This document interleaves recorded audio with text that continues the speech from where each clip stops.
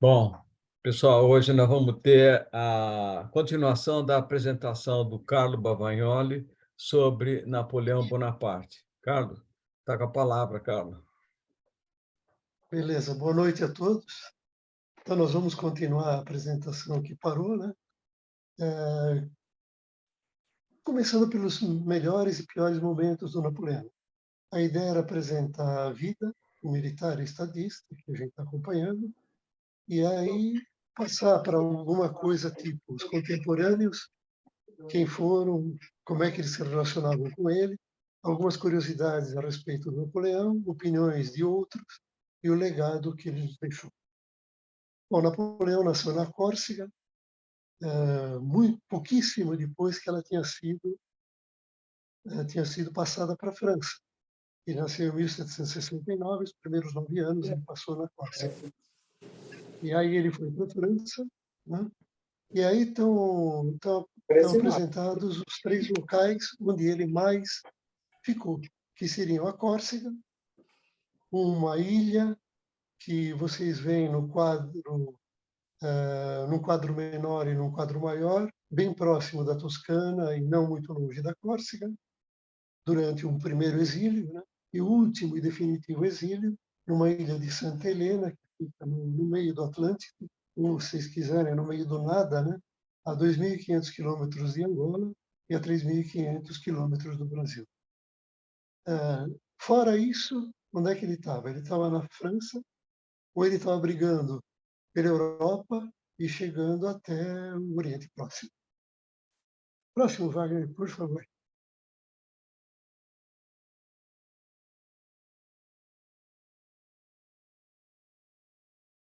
Então, isso estão registradas cronologia pessoal, como estadista e como militar, né? Nasceu em Ajaccio, no Ajaccio. A mãe, Letícia Ramolino, foi muito importante na vida dele. Foi para a França estudar. Em 1793, caiu a primeira ficha, que ele teve que optar entre ser corso ou ser francês. Ele optou por ser francês.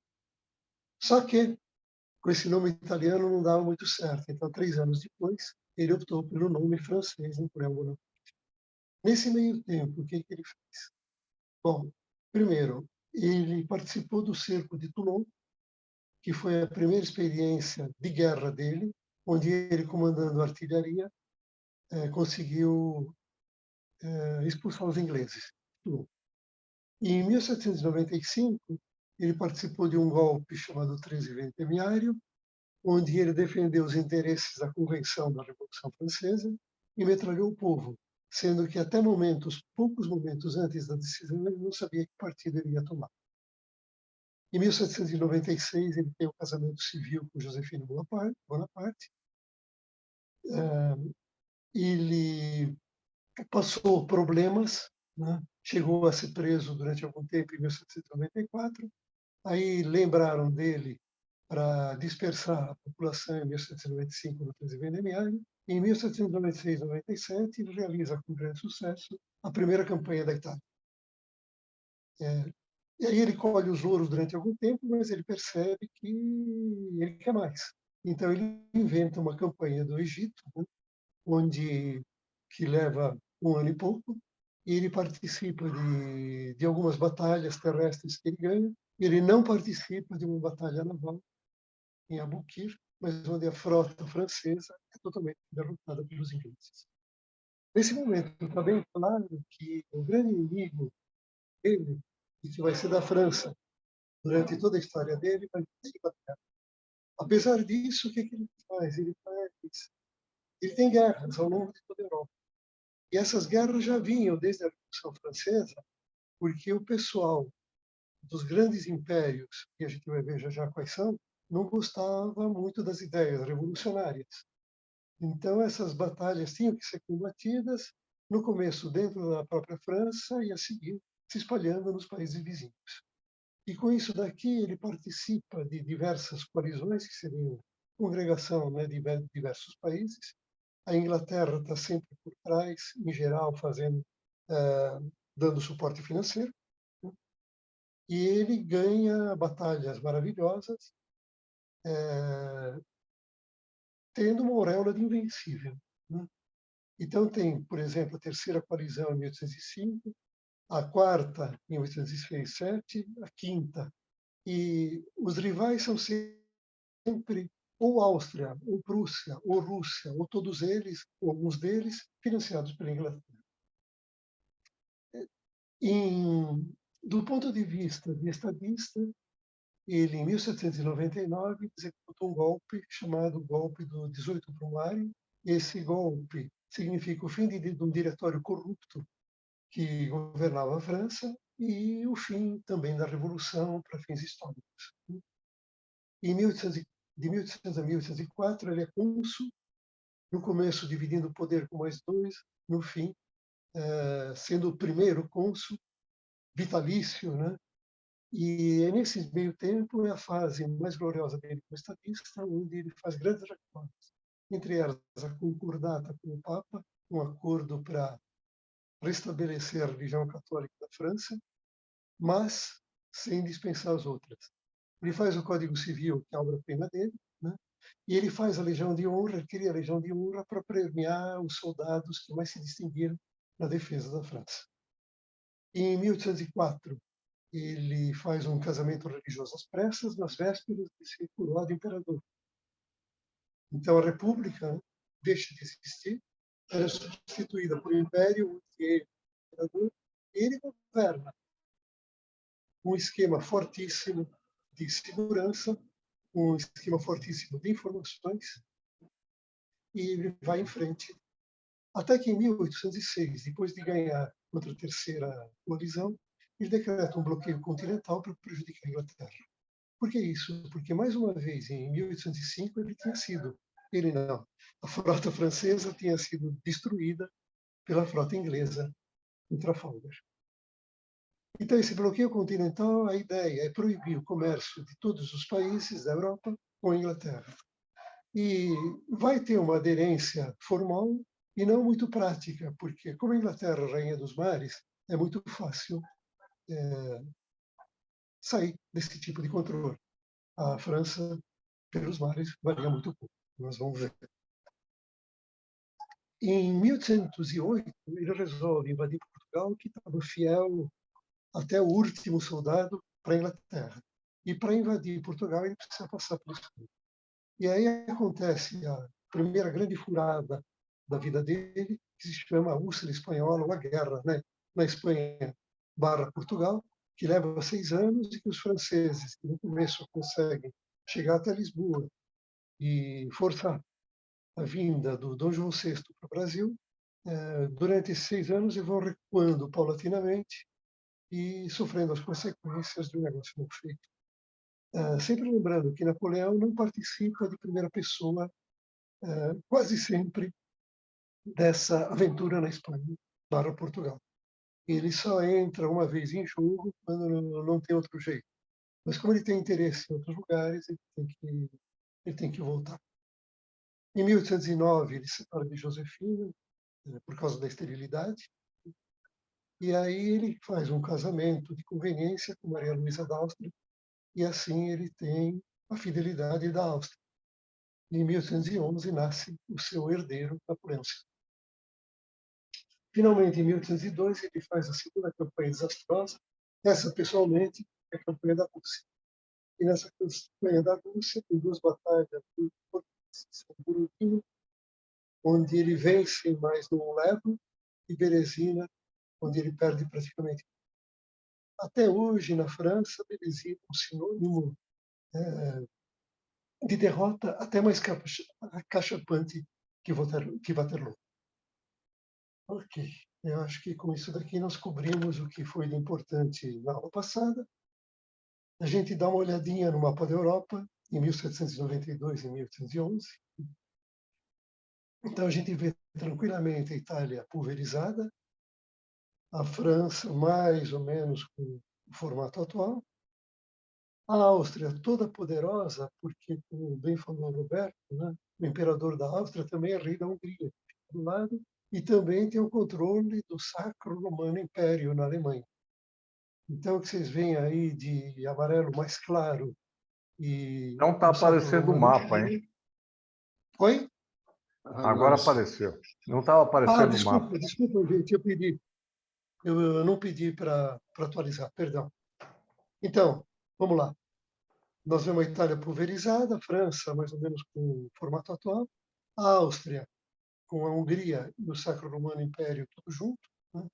A Prússia, que na figura é razoavelmente modesta, mas é outro império poderoso, e o Império Russo, né? Tudo isso vem desde o século XVIII, onde o Pedro Grande e Catarina Grande tinham feito a glória militar da Rússia, Frederico Grande tinha feito a glória militar da Prússia, Maria Teresa tinha feito a glória militar da Áustria. E a França tinha sido batida em algumas dessas guerras, e esse foi um dos motivos da Revolução. A pobreza por conta das perdas militares.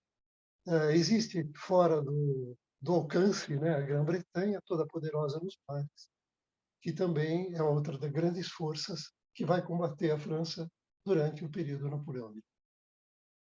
Em 1811, ao lado, tem a maior expansão do Império Napoleônico. Então, o vermelho mais forte é domínio da França, o marrom mais escuro seriam os aliados, vírgula, até certo ponto, e o resto é o resto. Note-se que em nenhum momento a gente falou do Império Otomano, ou mais ou menos, e que seria o inimigo da França ou da Rússia, caso elas conseguissem fatiar a Europa continental.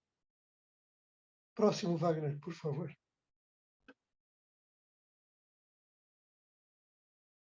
Aí nós vimos algumas obras de arte, né? A gente vê algumas obras de arte, que se as datas onde essas obras de arte, que essas obras de arte representam, não que foram geradas, né? Então, por exemplo, em 1797, na primeira passagem para a Itália, aparece o Napoleão Magrelo. Em 1800, ele aparece atravessando os Alpes em cima de um fogoso corcel. Nós vamos voltar a isso mais tarde. Em 1804, a cerimônia da coroação. Em 1897, o pintor é o Gros. 1800 e 1804, o pintor é o David. E o David representou o que não aconteceu, né? Por exemplo, a mãe do Napoleão não participou da cerimônia. Ela detestava Josefina. Em 1806 existe essa representação pelo Ingres, que é outro grande pintor francês, e sempre lembrando que tanto Ingres quanto o seu antecessor, o Davi, eles tiveram muita dificuldade em pintar Napoleão porque ele não gostava de posar. Além disso, ele preferia ser representado pelo que poderia transparecer e não pelo que realmente é. Na linha de baixo, a Batalha de Trafalgar, 1805, Batalha Naval, que a esquadra francesa é suplantada pela inglesa. Em 1808, a invasão da Espanha, um fuzilamento muito bem capturado pelo pincel do Goya. E em 1812, uma pintura que não tem um grande autor, mas ele representa a retirada catastrófica do Napoleão saindo da Rússia. Nós vamos ver mais duas pinturas, e só mais duas, ao longo dessa apresentação, e aquela do Fogoso Corcel vai ser detalhada mais adiante. Próximo, Wagner, por favor. Bom, agora nós já estamos indo para a apresentação de hoje, né? Nós vamos falar da sexta colisão, que leva os anos de 1813 e 1814, e começa com a grande derrota do Napoleão na Rússia e boatos que aparecem da morte de Napoleão e que geram revolução na França e que geram também uma nova coalizão, inclusive de aliados. Vocês imaginem, a própria Áustria, né, governada pelo genro do Napoleão, pelo sogro de Napoleão, se unir contra o Napoleão. E é isso que acontece. Então, o que que faz Napoleão? Ele reúne 350 mil homens. Só que, para isso, ele precisa recrutar gente que está abaixo de ser chamado para o militar. E esse pessoal recebe o nome de Marie-Louise, em homenagem à imperatriz, que é muito nova também. Ele junta Ele junta 60 mil alemães também. Esses alemães estão circunstancialmente do lado dele, estão dispostos a traí-lo na primeira oportunidade, né? E com esses 400 mil e poucos homens, ele vai enfrentar 600 mil inimigos. Ele consegue algumas vitórias pontuais, mas em outubro de 1813 tem uma derrota definitiva em Leipzig.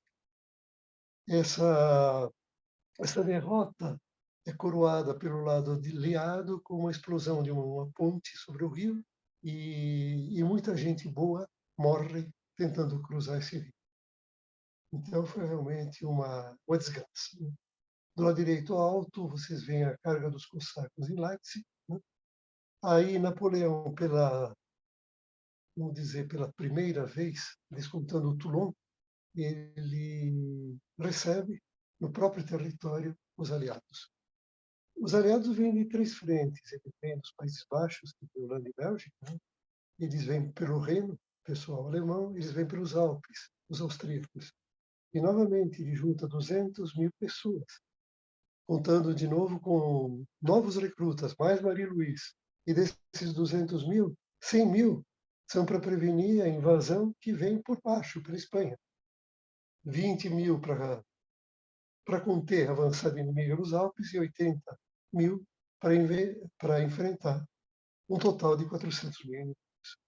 De novo, existem algumas batalhas pontuais, depois existem algumas derrotas pesadíssimas. A invasão da França é cada vez maior. Existe uma batalha simbólica de Paris, Napoleão já não estava aí.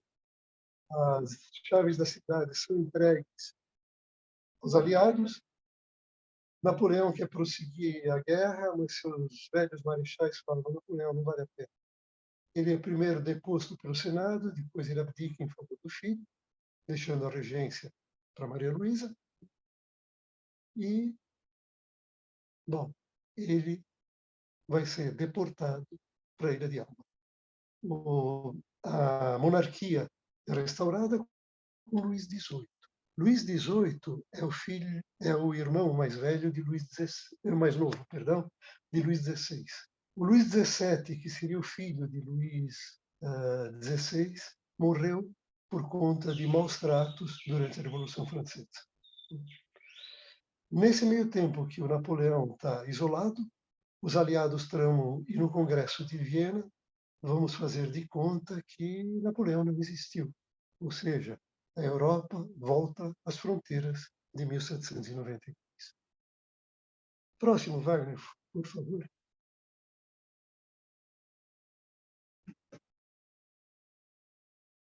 Aí existe um pequeno detalhamento das batalhas das nações, porque o Napoleão enfrentou 4 exércitos. Né? Se vocês olham mais alto à esquerda, está o exército alemão, mais alto à direita o exército sueco, que é o menorzinho de todos, embaixo à direita o russo e embaixo centralmente o austríaco. Então nós temos mais de 350 mil soldados, 1.500 caminhões, para combater os franceses, com 200 mil soldados e 900 caminhões. E existe um cerco total com Napoleão, e até que finalmente, com o que lhe resta, né, Napoleão dá uma da montanha e sai pela esquerda. Ah, logo, em, logo embaixo, no meio, né, à esquerda, existem os 3 imperadores, o russo, o austríaco e o prussiano, recebendo do comandante do exército, que era o austríaco, a grande notícia de que Napoleão tinha perdido, deixando 38 mil entre mortos e feridos, mais 30 mil de prisioneiros. A Batalha de Leipzig foi uma grande carnificina, a maior de todas as batalhas napoleônicas. Próximo, Wagner, por favor.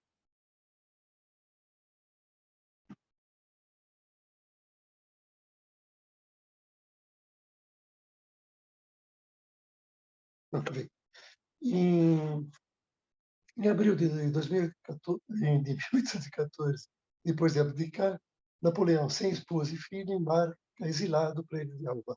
Mas ele leva junto 700 homens da Nessa ilha, ele vai ser o governador, ou seja, ele, apesar de vigiado, né, mas ele está bastante, vamos dizer, protegido. Né, e aí ele faz um discurso para o povo da Ilha de Elba, dizendo que vai fazer tudo possível para transformar essa Ilha de Elba e dar mais condições de vida para os seus habitantes.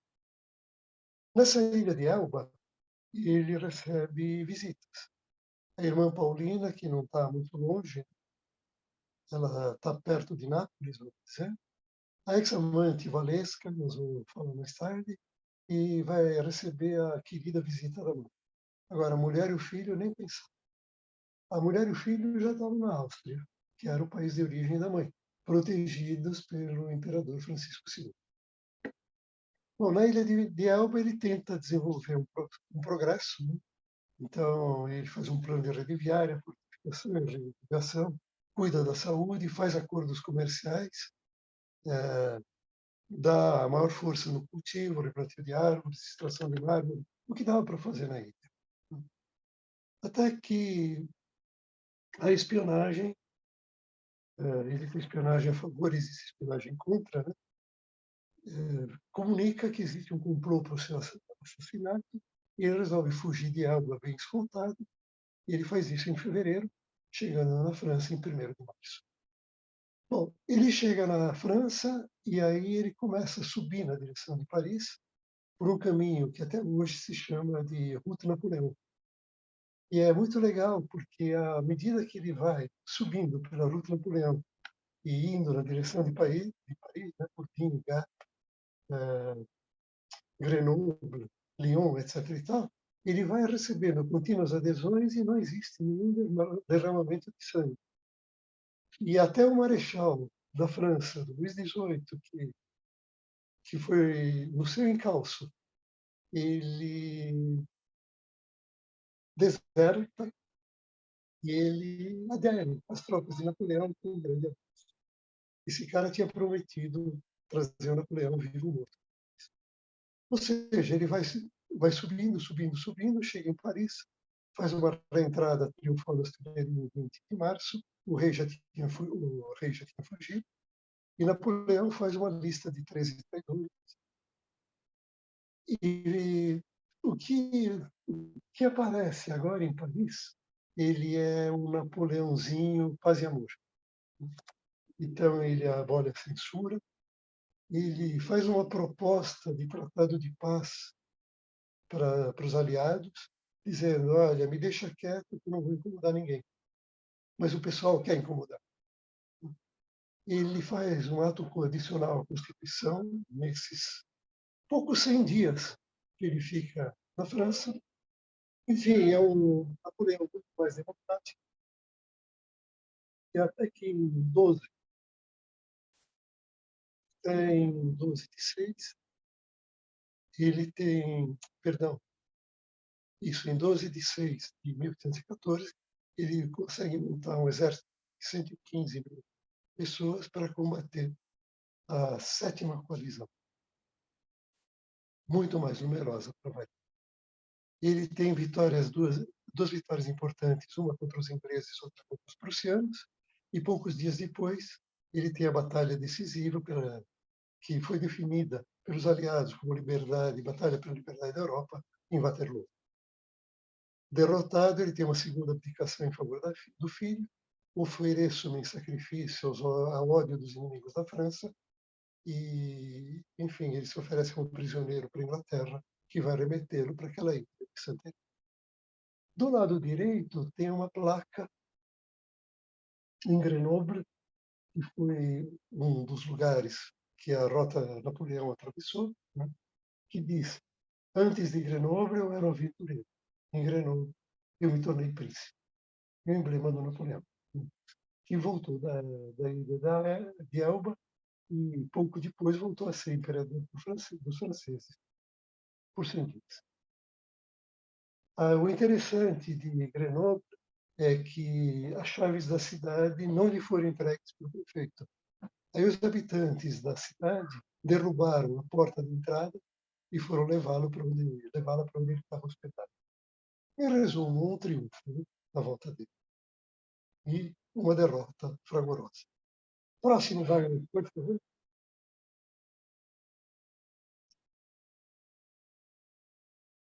Quando eu tinha lá meus 12, 15 anos, eu adorava ir na biblioteca municipal por outros assuntos, e enquanto os meus livros não chegavam, eu não sei se vocês tiveram essa mesma experiência, eu adorava pegar a Enciclopédia Britânica e tentar seguir alguma coisa das batalhas napoleônicas.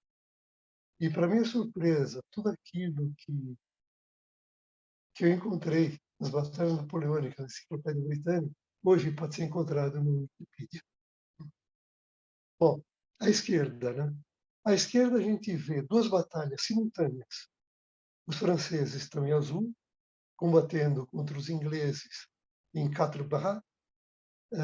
Os ingleses são derrotados, né? O chefe francês é o Ney, o chefe inglês é o Duque de Wellington, e existe uma retirada dos ingleses para o norte, na direção de Bruxelas, e Waterloo fica no meio do caminho. Ao mesmo tempo, mais à direita, na mesma figura, né, a gente tem o segundo exército francês, chefiado pelo próprio Napoleão, que combate os prussianos, chefiados por Blücher, e ganhando também os franceses. E o resultado dessa batalha é interessante, que são emitidas ordens por outro general francês que se chama Grouchy para acompanhar, para seguir o Blücher na retirada. Notem de novo que os franceses estão em inferioridade. Bom, o que acontece? Acontece que, com o recuo dos ingleses, os franceses vão atrás e finalmente resolvem tirar uma batalha nas vizinhanças de Waterloo. Waterloo fica um pouquinho a norte desse desenho que está à direita. Os ingleses estão mais fortificados, os franceses estão mais abertos, né? E o que chama atenção aí nessa batalha de Waterloo são dois aspectos interessantes. Primeiro, a cavalaria francesa. Vocês devem ter lembrado que na Rússia, na campanha da Rússia, dos 200.000 cavalos que foram, só 10.000 voltaram. Então, a cavalaria francesa estava muito enfraquecida. E essa atividade da cavalaria francesa contra os ingleses, penetrando até dentro do exército inglês, é bastante inútil. Embora o general seja dos mais corajosos, os cavalos têm muito medo das baionetas, porque é como os ingleses se defendem e praticamente não conseguem fazer absolutamente. Ao mesmo tempo, Napoleão está esperando que o Grouchy, que tinha saído no encalço dos alemães, se junte a ele, pelo lado mais direito da batalha. Mas os alemães chegam primeiro, e aí existe uma grande virada. E Napoleão perde a batalha e perde a guerra. Okay? Próximo, Wagner, por favor.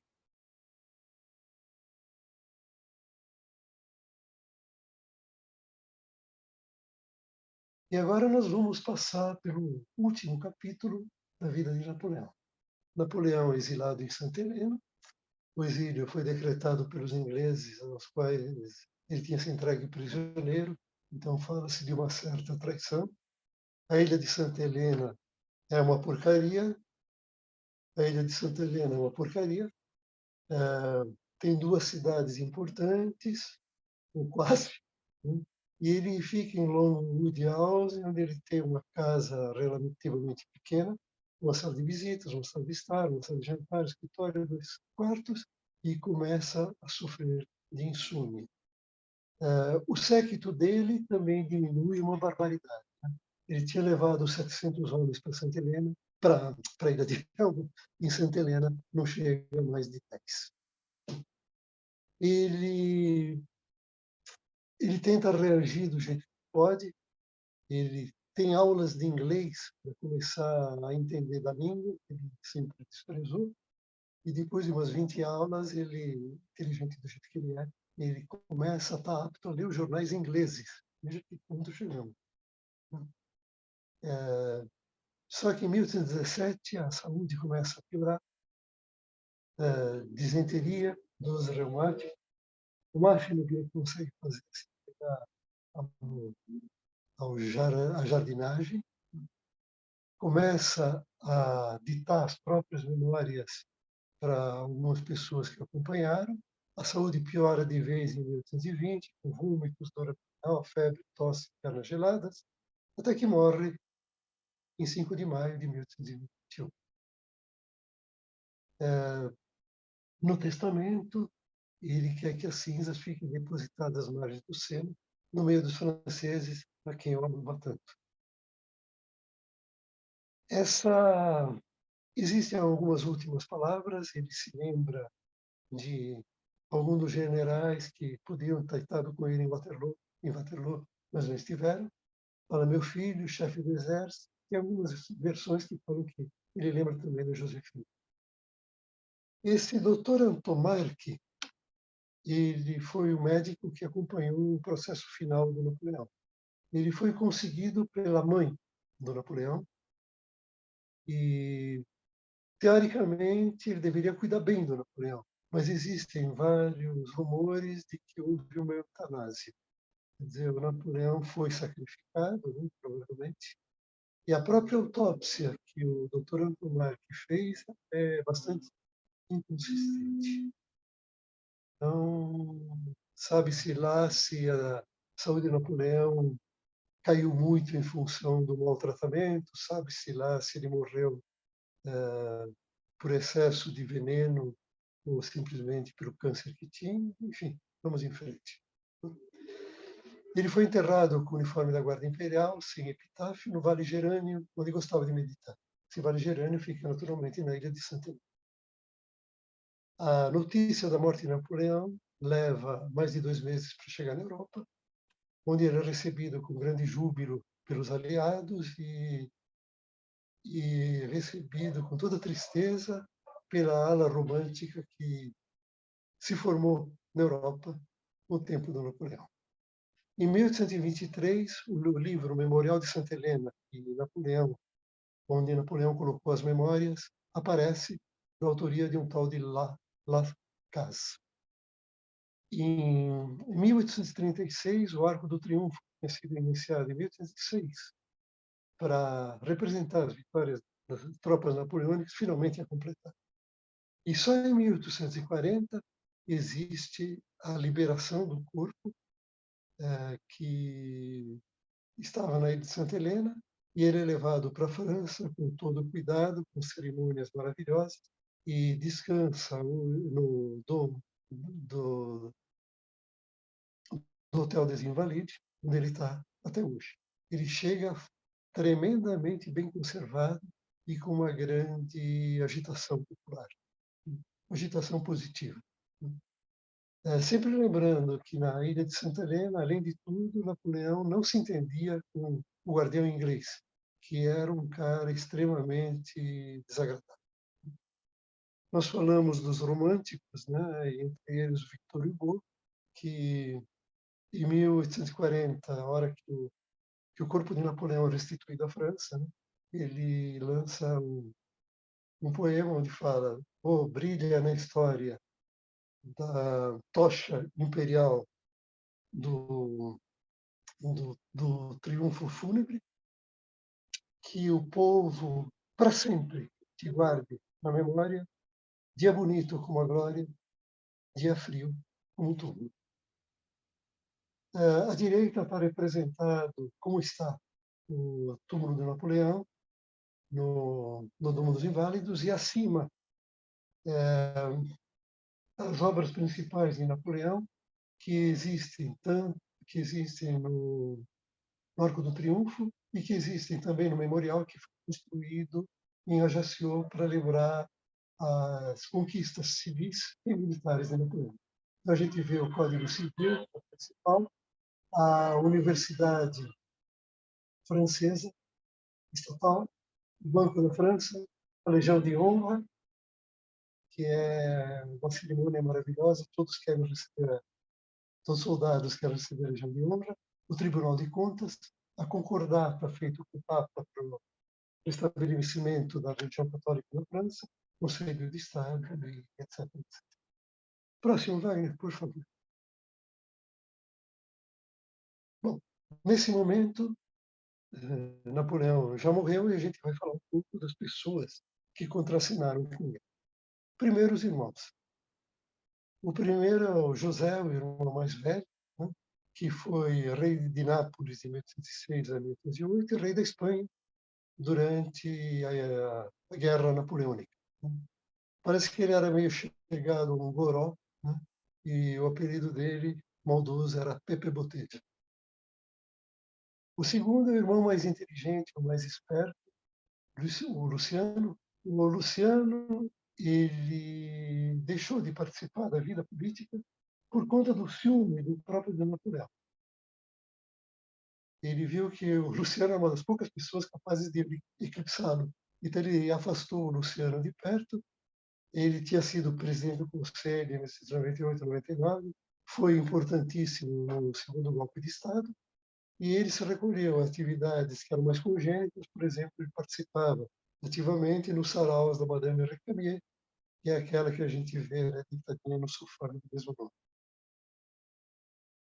O Luís é um irmão mais novo, ele foi rei da Holanda de 1806 a 10, ele foi pai do futuro Napoleão III, e ele também é genro, de certa maneira, do Napoleão, porque ele se casou com a Hortência, filha da Josefina do primeiro casamento. Então vejam que linda família enredada nós estamos na frente. Né? O último, mais novo, é o Jerônimo. O Jerônimo, ele foi rei da Westfália. Westfália é um pedaço da Alemanha, onde fica Dortmund. Então ele fica um pouco acima do Rio Reno, quando o Rio Reno decide virar para a esquerda na direção de Rotterdam. Ele foi rei da Westfália e avô do fundador do FBI. Só isso. Em vão, o Napoleão tentou envolver os irmãos em campanhas de guerra. O que mais foi representativo foi o Jerônimo, mas ainda assim ele não era um competente general.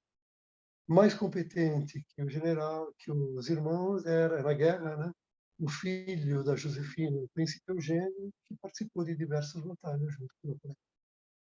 Próximo, Wagner, por favor.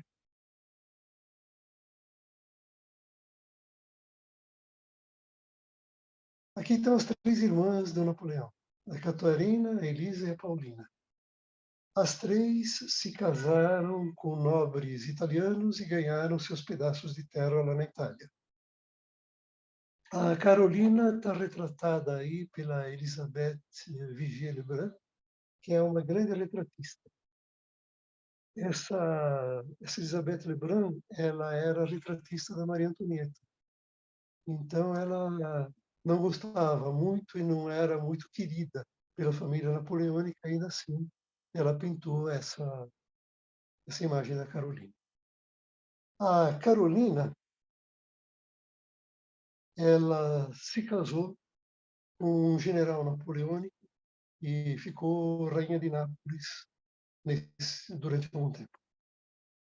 A Elisa se casou com um nobre italiano. Ela participou ativamente das alcovitagens para arrumar amantes para Napoleão e provar que ele não era estéril. E essa obra de arte, que é do Antônio Canova, né, é a irmã Paulina, a irmã mais querida do Napoleão, não por causa dessa escultura, naturalmente, mas é uma escultura maravilhosa que representou uma mulher também muito bonita. Próximo, Wagner, por favor. Bom, aqui nós temos uma grande coleção de generais franceses e não vamos falar de cada um em particular, mas o importante é dizer que o Napoleão chamava um de querido filho da vitória, outro de bravo entre os bravos, outro melhor estrategista, outro, o Ajax, né, o melhor guerreiro grego contra os troianos, da grande armée, e assim por diante. Né? Todos eles tiveram um papel muito importante.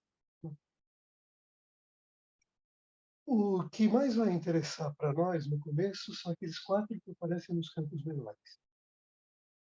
Então, o general Junot, ele é o responsável pela invasão de Portugal e o responsável pela vinda da família imperial para o Brasil.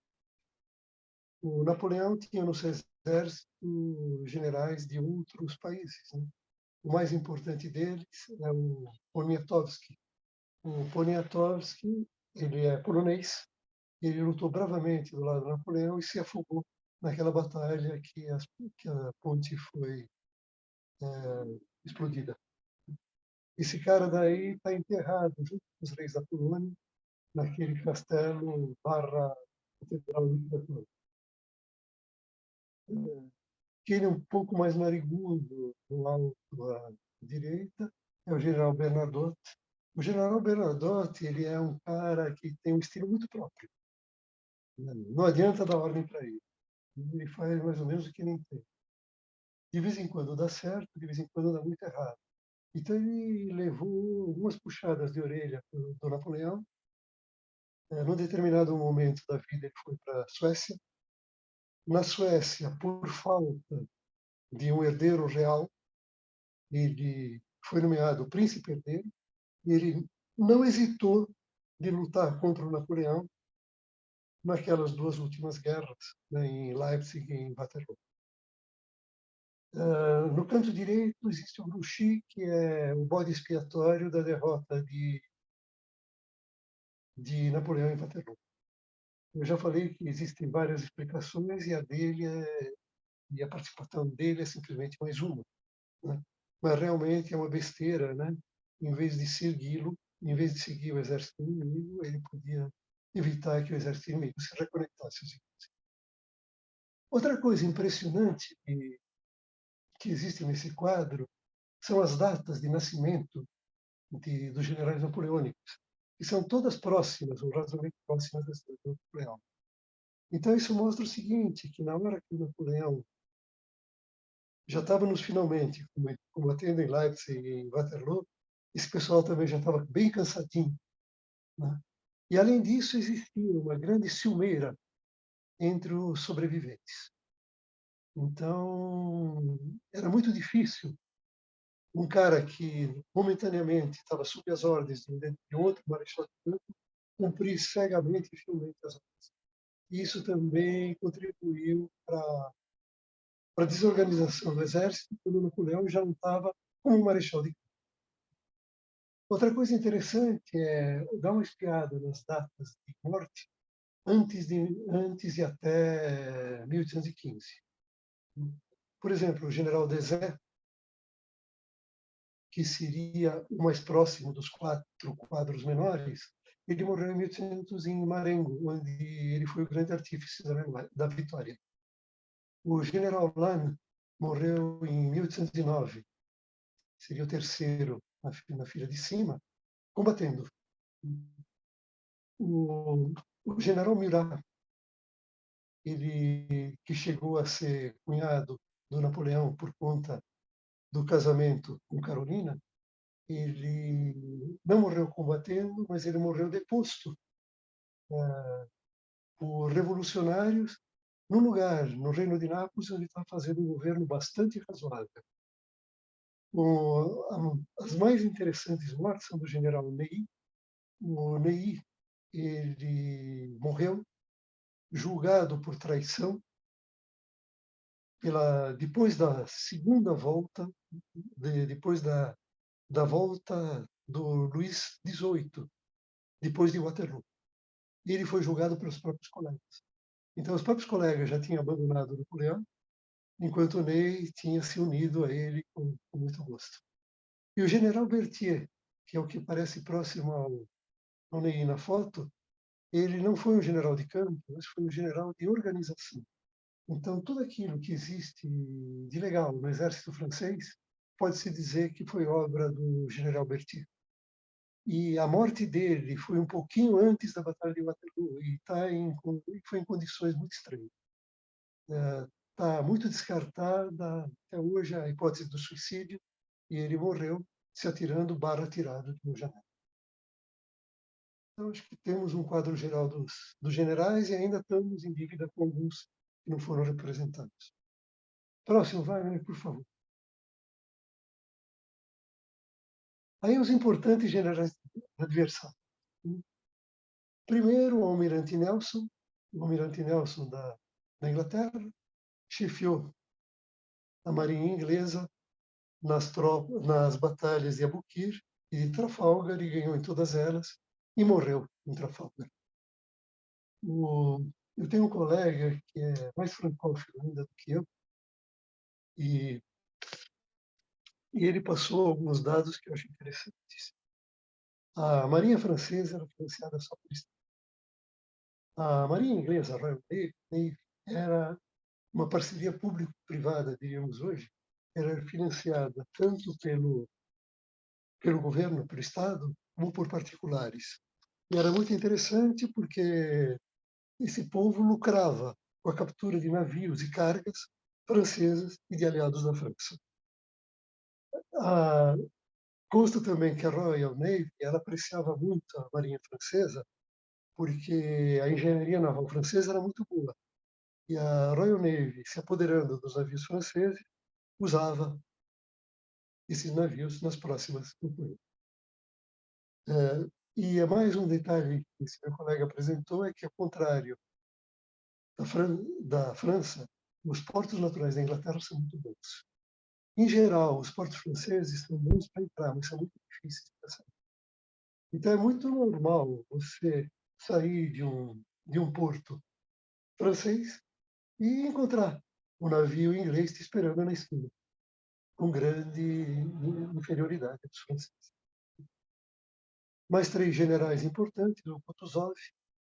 O Kutuzov ele chefiou os russos, né, na campanha da Rússia, foi o segundo comandante, e ele é visto pelos próprios russos como um general renunciatário. Quer dizer, ele, durante todas as guerras napoleônicas, ele sempre tentou não enfrentar, não combate direto. E ele só saiu do armário quando ele viu que os franceses já estavam nas últimas se retirando. Ainda assim, é o grande responsável pela vitória tática dos russos na campanha da Rússia, mérito que ele tem que dividir com o general Inverno. Morreu no ano seguinte. Aí existe o comandante das tropas alemãs, o Blücher, de todos dos três generais, né, que estão aí, era o mais respeitado pelo Napoleão. E existe o Duque de Wellington, que já tinha começado a fazer fama apoiando os portugueses e depois os espanhóis naquela incursão na Península Ibérica, né? E que finalmente ele participou da Batalha de Wellington, da Batalha de Waterloo. E o importante dessa batalha é que certamente ele não teria conseguido sem a chegada do Blücher. O próprio Napoleão diz: Wellington é um cara mais ou menos medíocre, né? Que ainda tinha que pagar um café para o Blücher por conta da batalha. Bom, duas frases famosas do Napoleão. Né? Uma que eu não sabia que era dele: dai força e longa vida ao meu inimigo, para que ele possa assistir ao triunfo, e nunca interrompas o inimigo enquanto ele está ruim. Ok. Podemos ir para o próximo. Nesse próximo, a gente conta alguns poderosos da Europa, que são os imperadores da Áustria, da Rússia, da Prússia. O príncipe Metternich, que era o todo-poderoso da Áustria, e o Papa Pio VII. Bom, o Francisco II da Áustria, ele é bastante conhecido como botânico. Então, ele é um cara que se dedicou muito mais à botânica do que realmente ao governo. Ele também é músico, ele colecionava textos. Do ponto de vista de política, ele se apoiava no chanceler, a maior parte do tempo no príncipe Metternich, e as suas tropas, ele confiava no irmão. O Alexandre I da Rússia, ele, ele é meio liberal, meio conservador. Ele é um admirador do Napoleão, mas infelizmente ele tem que entrar em combate por outros motivos, né? Por exemplo, o continental, e outros, né, que nós vimos na campanha da Rússia. E, num determinado momento, é citada a morte dele. Mas, como ele era um cara místico, é muito provável uma teoria que se fez que ele foi viver uma vida mais religiosa depois dessa morte. Frederico Guilherme III da Prússia é provavelmente o mais fraco dos três. Ele é moderado, ele é inseguro, ele é influenciado pela esposa Luísa, que tinha um charme maravilhoso. O príncipe Metternich, que é o chanceler austríaco, é a grande figura do Congresso Viena.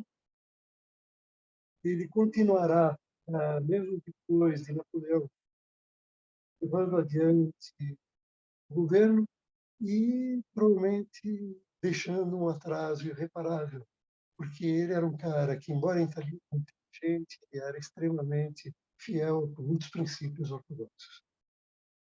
Do Papa Pio VII, até agora a gente viu ele aceitando a Concordata em 1802 e sendo uma figura decorativa no casamento de Napoleão em 1804, no casamento, na coroação do Napoleão.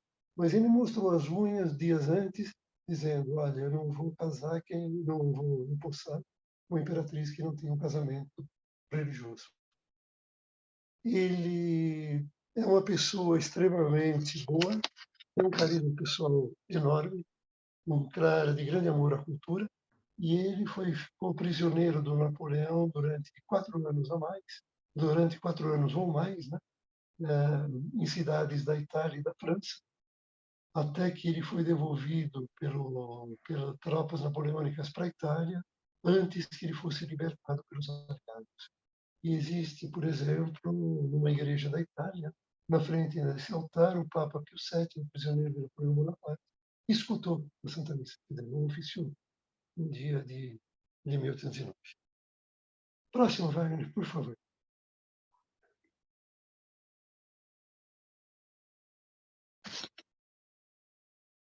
Bom, aí aparecem mais alguns políticos franceses de grande importância durante a era napoleônica. Né? O primeiro à esquerda é o Barras. O Barras tem uma importância fundamental em dois momentos. No primeiro, ele reconhece o talento do Napoleão e quando o Napoleão está de escanteio, ele lembra dele. E aí, com isso daqui, ele é importantíssimo na vida militar do Napoleão. E o segundo, ele também é importante na ascensão social do Napoleão, porque é graças a ele que Napoleão conhece Josefina, que, por sinal, era amante do Barras. Então, existe do lado, né, do Barras uma caricatura que mostra a Josefina e mais uma outra moça, que são amantes do Barras, se divertindo, enquanto o Napoleão e outro marido espiam atrás das cortinas. Embaixo, à esquerda, Cambaceres. Cambaceres é uma figura muito importante como jurista. Então, é graças a ele que se deve o Código Civil. Vamos sempre lembrar que Napoleão se cercava dos melhores elementos da Revolução. E o Cambaceres participou não só do Código Civil, como na emenda da Constituição naqueles 100 dias de 1815. Aí tem duas figuras terríveis, Fouché e Talleyrand. O Fouché foi o ministro da polícia de Napoleão. Nós vamos falar mais sobre ele. E o Talleyrand foi o ministro do interior e também foi o cara que, do lado da França, participou do Congresso de Viena e se esforçou e conseguiu que o pessoal reconhecesse que não era a França, que tinha feito todas aquelas bobagens, era o Napoleão. Então, se a França conseguiu ficar no seu território de 1792, durante o Congresso de Viena, ou depois do Congresso de Viena, foi graças à mediação política. Duas palavras sobre Fouché e o Talleyrand. O Fouché é um cara extremamente mesquinho, o Talleyrand abusa da luxúria, os dois não se dão bem, eles ficam brigando um contra o outro, cada um querendo ser mais do que o outro no tempo do Napoleão, e eles fazem algumas alianças pontuais para aconselhar o Napoleão. Por exemplo, Napoleão esquece a saída da Espanha. E nós vamos ver um pouco mais do Fouché no próximo slide. Próximo, por favor. Bom, o Fouché é um cara sinistro, né, que tem um histórico extremamente sinuoso na Revolução Francesa e na vida. Nunca se sabe direito de que lado ele está, mas ele está sempre de algum lado, tramando pelos bastidores, de modo que, se der certo, ele vai ser recompensado. E se der errado, ele não vai sofrer as consequências. Esse é o resumo do Fouché. Ele, inclusive, chega a pagar a Josefina para ter informações sobre o Napoleão. Então, por exemplo, ele sabe que o Napoleão voltou do Egito. Ele é ministro da polícia no tempo de diretório, vai ser ministro da polícia do consulado, vai ser ministro da polícia do império. E é interessante que ele não se dá bem com Napoleão, mas ele é um cara extremamente poderoso. Ele chefia a polícia, né? E com isso daqui ele tem informações que mais ninguém tem, né? Ele é conhecido como a Ventoinha de Saint-Cloud pela facilidade que ele mudou de lado. Ele, volta e meia, é demitido por Napoleão, e ele recebe honras, e o discurso é muito prudente, ele recebe valores, e ele, que é comunista de origem, né? Ele era um jacobino dos mais fanáticos, ele se transforma rapidamente em capitalista, né? E a visão de hoje é que ninguém trabalhou com tanto afinco para a destruição da República como Fouché. Ele tem uniões pontuais com o Talleyrand, que a gente já viu, né? Ele, na ausência do Napoleão, ele toma algumas decisões que são aprovadas, do tipo, por exemplo, suprimir revoltas, mas ele vai além e, de novo, ele vai ser afastado. E ele ganha o brasão do Duque de Otranto. Otranto é uma cidade da Itália, né? Esse brasão é curioso, ele tem uma coluna de ouro atravessada por uma serpente. Durante os 100 dias, ele tenta negociar secretamente paz com a Inglaterra, e naturalmente levar os louros, né? E junto com o Talleyrand, ele arquiteta a restauração da monarquia.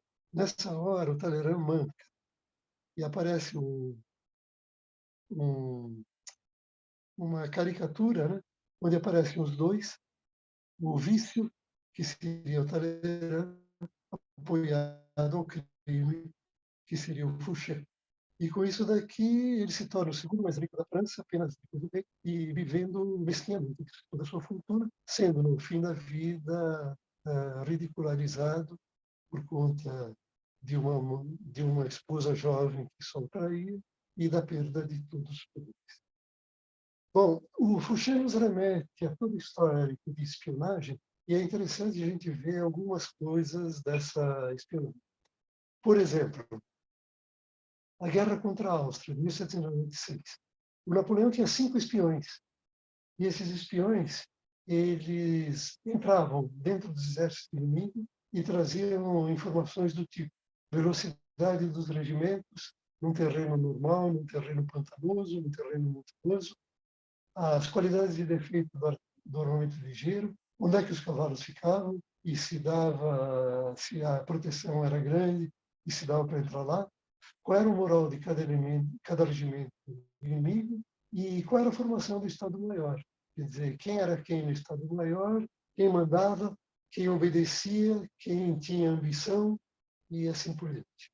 Então, de posse de todas as informações, ele fez essa guerra relâmpago contra a Áustria em 1796. Napoleão se valeu do Fouché, organizou 6 serviços secretos, um debaixo da autoridade dele, os outros serviços secretos amigos, né? E com esses serviços secretos ele concentra informações. Quando ele briga contra a Rússia, ele já tem espiões que sabem qual vai ser a amante do czar na véspera das batalhas.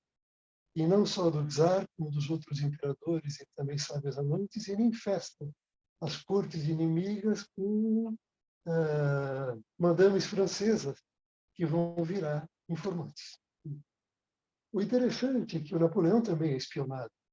Então, tem um cara chamado de Michel, que trabalha para a Rússia, de 1802 a 1812, e que tem acesso a um arquivo que fica no próprio quarto do Napoleão, que é o estado da situação. Esse estado da situação é permanentemente atualizado.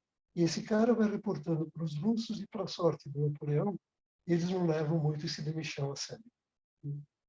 Mas o mais interessante de todos os espiões, o Napoleão dos espiões, é esse cara Schulmeister, que foi recrutado depois de uma longa pesquisa pelo fato de ele ter muito cérebro e nenhum coração.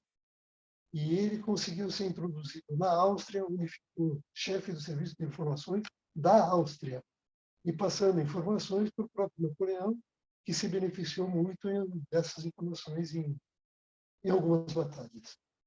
O interessante é que foi proposto para o Schulmeister a Legião de Honra, mas o Napoleão recusou, porque a Legião de Honra é uma infidelidade à causa.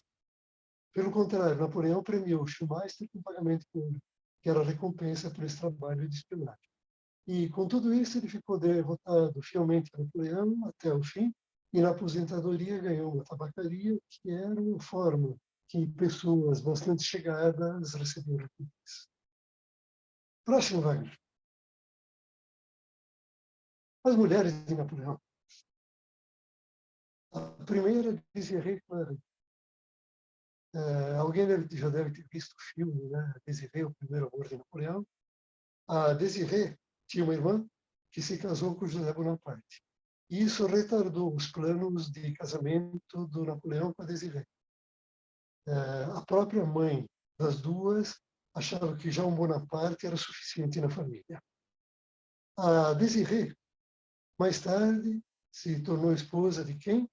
Do general Bernadotte, que depois virou aliado contra o Napoleão, que virou rei da Suécia, e hoje a rainha Cristina da Suécia é uma descendente de Désirée. Bom, chegamos a Joséphine Burnet, né, que foi a primeira mulher de Napoleão, e foi interessante, a tônica desse relacionamento é alguma coisa recomendável para muitos casais, do tipo, ele tinha um desejo sexual enorme por ela e ela ria dele, né? Ele fazia ela rir. Então era o casal perfeito. Mas Napoleão se divorciou, casou-se com Maria Luísa da Áustria, que tinha a seu favor a juventude, mas que era austríaca. Então ela recebeu também o apelido L'Autrichienne com muito menos razão do que a sua tia-avó, Maria Antonieta. Maria Antonieta, ela gastava exageradamente, e isso ajudou a falência. Isso ajudou a falência de Luís XVI e de sua corte. E a Maria Luísa d'Áustria tem um som estranho. Bom, e a Maria Luísa d'Áustria seria tecnicamente... Não, desculpe, Napoleão seria tecnicamente cunhado de Dom Pedro I. Não, desculpe, Napoleão seria tecnicamente porque Maria Luísa d'Áustria seria por quê, né? Está muito esquisito o som, gente. Se der para... Tem microfone aberto. Tem microfone aberto. Então, de novo, né? Maria Luísa d'Áustria, uma irmã chamada Claudine, que se casou com o primeiro, tecnicamente seria cunhado de Dom Pedro I, mas o casamento de Dom Pedro I foi concertado em 1817, 1818, e desde 1814 a Maria Luísa já não via mais o seu marido. Finalmente, Maria Walewska. Maria Walewska é uma polonesa. Ela foi apresentada ao Napoleão por poloneses que queriam a independência da Polônia. Então, no começo, ela foi meio rebelde à causa, depois se apaixonou por Napoleão e foi, de todas as 4, a que mais amou o Napoleão, inclusive visitando com o filho legítimo na ilha de Elba. Próximo, vai, por favor. Algumas curiosidades rápidas.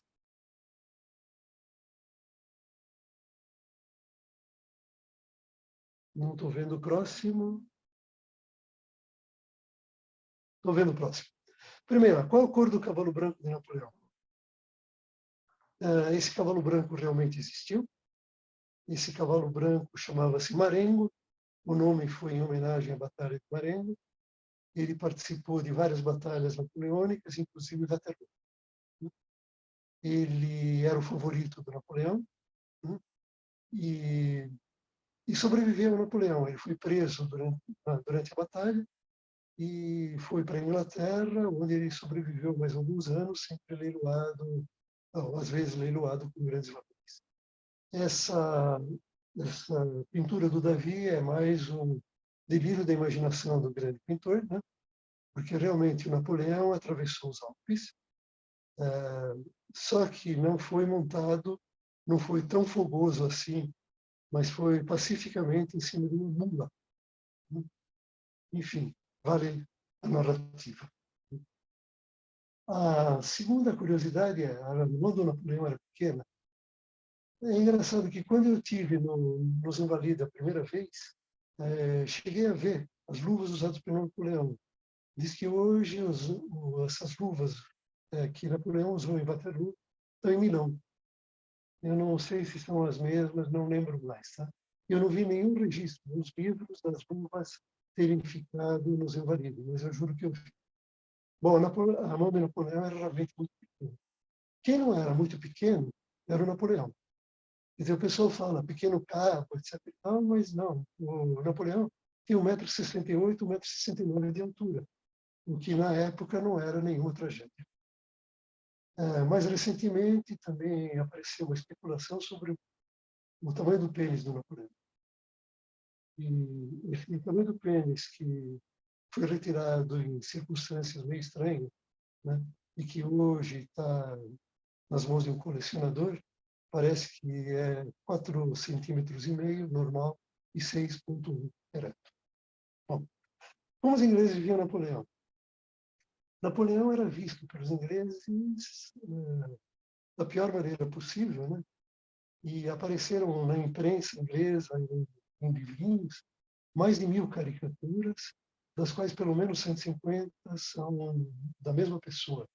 E o forte deles dessas caricaturas na época, de 1800 a 1804, aí aparece, né, o Napoleão e o ministro inglês William Pitt fatiando o mundo. O Napoleão tinha, dessas caricaturas inglesas, o apelido de Little Bonnie. Então, provavelmente, foi por causa disso que, quando Napoleão foi para a ilha de Santa Helena, fizeram aquela música, My Bonnie is Over the Ocean. Finalmente, Napoleão também tinha mão boba. Napoleão é muito representado com essa mão dentro do colete, né? E o pessoal leigo costuma atribuir isso mais a todos os problemas estomacais que o Napoleão teve durante a vida. Mas, na verdade, essa mão dentro do colete representa respeito, autoridade e a característica de vários outros retratos da época. Próximo, Wagner, por favor. Napoleão era supersticioso. Napoleão era supersticioso. Bom, para começo de conversa, Napoleão era um cara extremamente culto, inteligente e, acima de tudo, racional. Mas ele não gostava de cruzar com o gato, apesar disso. Ele também chegou a se valer de cartomantes. Ele usava um escaravelho desde a campanha do Egito. E tentei ver se ele fazia os solitários por uma questão de superstição. Não consegui identificar nada que relacione os solitários à superstição. Napoleão era disléxico? Dizem que sim. Hoje em dia, né, você chama de disléxico qualquer pessoa que tenha problema de compreensão, de correção, de velocidade de leitura. E aí aparece uma série de disléxicos famosos com base em algumas coisas, né, principalmente aqueles do passado. E junto com, por exemplo, Júlio César, que provavelmente não sabia escrever, que os livros dele foram escritos por escravos, junto com Carlos Magno, que não sabia afinar o próprio número, junto com Leonardo, por conta da escrita especular, junto com Newton, que não era o primeiro da classe, aparece o Napoleão, porque ele tinha uma escrita muito feia e porque ele cometia diversos erros. Vamos sempre lembrar que francês não foi a língua materna. Próximo, Wagner, por favor.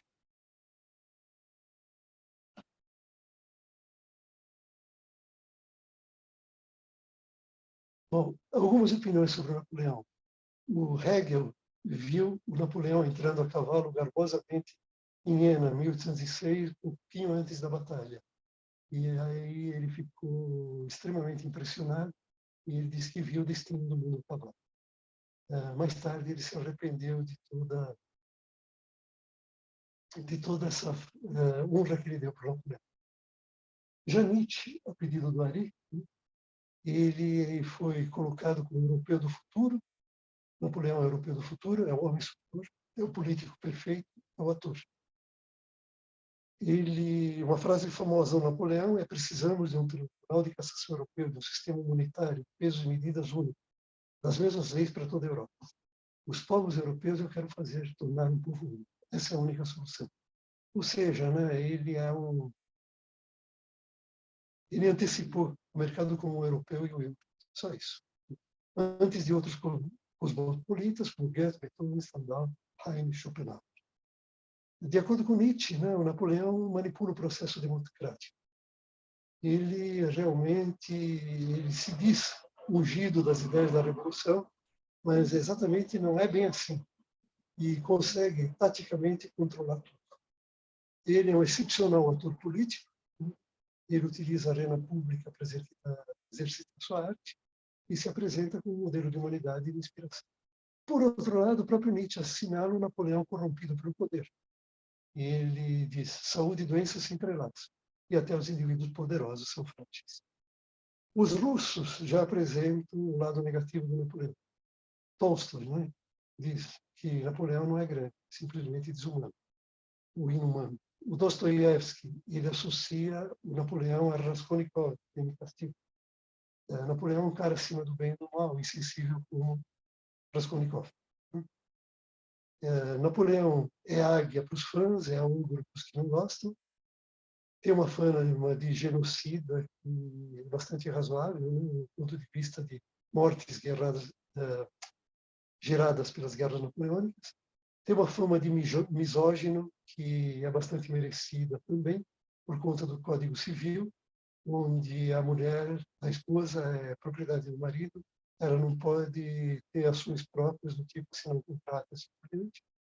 E nas colônias mais remotas, Napoleão teve uma política colonialista e escravagista, caso típico do Haiti, que foi o primeiro Estado americano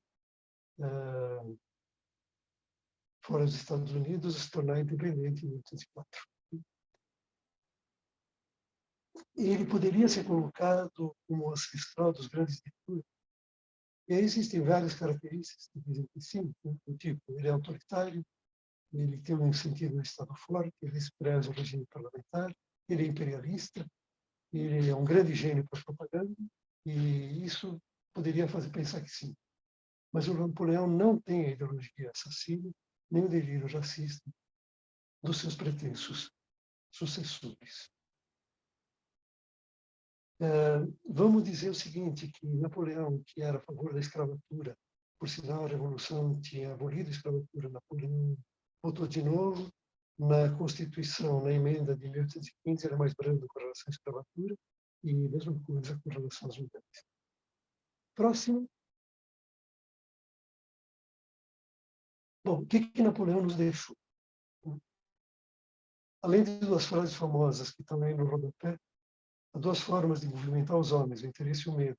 Ou, se você quiser sucesso nesse mundo, prometa tudo e não cumpra coisa alguma. O fato é que Napoleão, as heranças mais duradouras da era napoleônica são o nacionalismo, o liberalismo e a modernização. A unidade nacional foi o primeiro cavalo de batalha, e isso é embrião do Estado moderno, poderoso, centralizado. Até os estados que foram restaurados em 1815 por aquelas monarquias horrorosas acabaram, a longo prazo, adotando boa parte dessas inovações. O pensamento liberal levou às revoluções de 1848, que foram encabeçadas pela nova classe social burguesa, que foi reabilitada por Napoleão. A burguesia participou de forma ativa na Revolução, mas foi com Napoleão que ela ascendeu praticamente ao estado da corte dos reis anteriores. As tropas napoleônicas difundiram ideias da Revolução Francesa. Então, o Estado leigo, a instrução, o Código Civil de 1804, baseado na propriedade e na família, implementa a igualdade de todos perante a lei e consagra as conquistas da Revolução. Igualdade, fim dos direitos feudais. A reforma administrativa manteve os departamentos da Revolução, mas criou figuras intermediárias e criou uma ampla rede de informações. Na época, na melhor época, Napoleão tinha 100 departamentos. A França tinha 70 departamentos, hoje tem um pouquinho mais do que 100, e um deles representa a única fronteira do Brasil com um país europeu, que é a Guiana Francesa, até hoje. Do ponto de vista da reforma escolar, foi básico a opção pelos colégios estatais e particulares e a universidade totalmente estatal. Napoleão construiu estradas que eram arborizadas nas planícies para maior conforto do movimento das tropas, né? E em zigue-zague com arcos de parábola nas montanhas, caso típico Simplon ou Mont-Cenis. Quem assiste ao Giro de Itália e ao Tour de France consegue ver essas paisagens maravilhosas das estradas nas montanhas. Do ponto de vista do exército, ele preferia os soldados nacionais, não em tropas mercenárias ou alheias, e ele criou uma meritocracia que foi além do exército. Né?